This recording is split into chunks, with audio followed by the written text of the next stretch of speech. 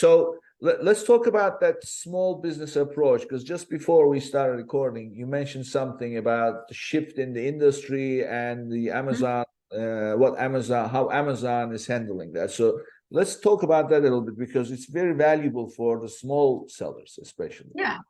So one of the things I was mentioning is, so we are a tool provider for anyone from the SMB through Helium 10, our SMB brand, to the enterprise space through PackView, which is our kind of enterprise platform.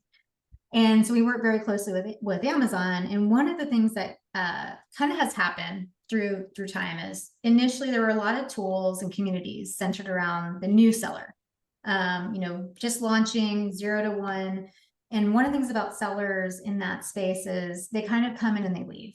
And so it's like, oh, I'm going to launch a product. Oh, it didn't work out. I'm going to leave. And so from a tool provider standpoint, and this is not just, I'm just saying in general, I'm not talking about my company, but for a SaaS company, a software company where they're getting recurring revenue, that's not the most amazing customer because they're leaving all the time.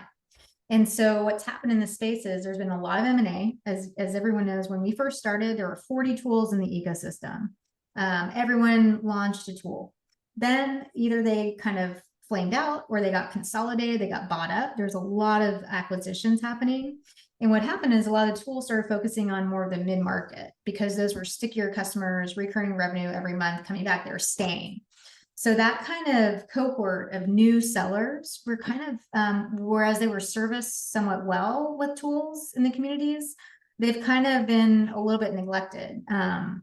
And so that's why Amazon is launching, when they launch things, a lot of it is to attract that long tail seller. Actually, when I was at Amazon, I was in the ads business and we launched sponsored products. Like that was part of the launch that I was part of. And it really, when it launched, it was really meant to attract the small sellers, like the tail, because the enterprise brands, the big brands were already advertising on Amazon. They were supported with field salespeople. What was the gap were those long tail? Well, Amazon didn't really, think about the fact that everyone would want to bid on keywords, and especially the enterprise brands. But anyway, it's a different point. But I think there's this now kind of more gap with the small sellers that are just starting out, where Amazon's like, hey, we have to support these guys. Like that business development team that you're talking about, they're trying to get new revenue, new sellers on the ecosystem. Amazon really wants those people. And guess who else wants them? Walmart. Walmart's also coming after marketplace too. They see the success of Amazon. Now Walmart wants it too. And so all the tools that they're launching, it's templates. One of the gaps is around creative. So, like when you're a small seller, you don't have a big team, you don't have assets. And so Amazon's trying to make that easy by creating templates for you to be able to create images. That image generator tool that they've launched, video templates so that you can easily create video fast. So they're really trying to cater towards that long tail sellers with their platform, where you don't have to use a tool. You don't have to buy into anything. The goal would be you can just use Amazon's platform and you're good. And so I think we're going to continue to see more innovations and more launches from Amazon, trying to attract those sellers to their platform with automation, with tools that they can use to be successful. So, this is exactly the case, because I give you another wave that started. So I don't know if this had anything to do with the changing of the CEO at Amazon when Andy came in and took over, because as you know, Amazon generally is very secretive. They don't like to share too much information. So, and their API was fairly limited. But when Andy came in, they opened up their API tremendously, compared to what was available before. They made a lot more data available. So that also triggered a whole bunch of new tools coming out. So, I mean, it's still happening. And there is still data that's not available through the API. So, but what's happening in the process, because data happens to be my area, and I always work on it. And what I advocate for is data-driven decision making. So good luck. Small sellers don't understand it, because everybody, in fact, just earlier today, I was on a podcast myself and I said the same thing. I said, look, everybody is so hyped about, okay, what keyword is converting what, and how much, how many, what is your conversion rate, what's your click-through rate, what's your impression share. They're all, consumed by all this, but these are tactical things. What is the overall direction of the company?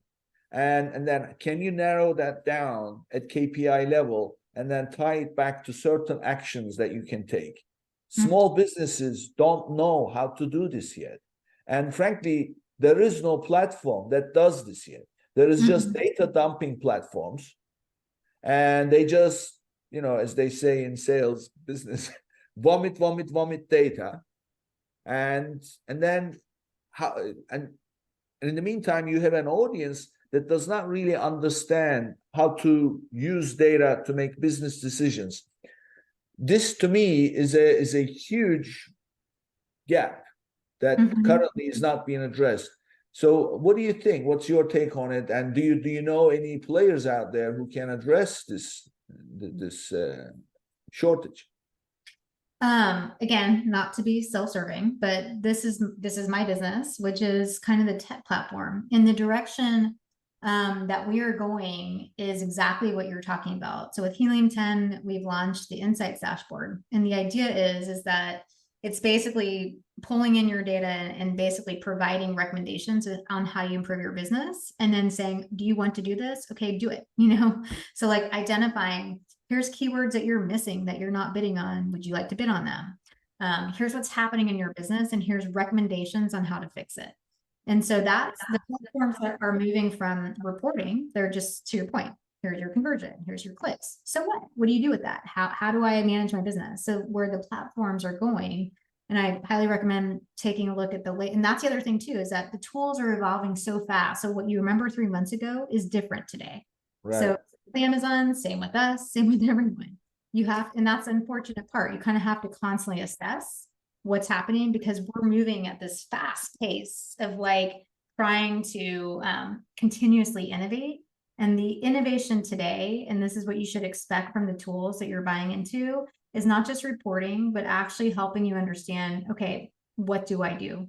Give me recommendations. Tell me how I improve my return. How do I get more profitable? How do I fix my inventory situation? So we're moving from reporting to like insights and actually recommendations of what to do to improve your goals. And that's the platform that we're all building.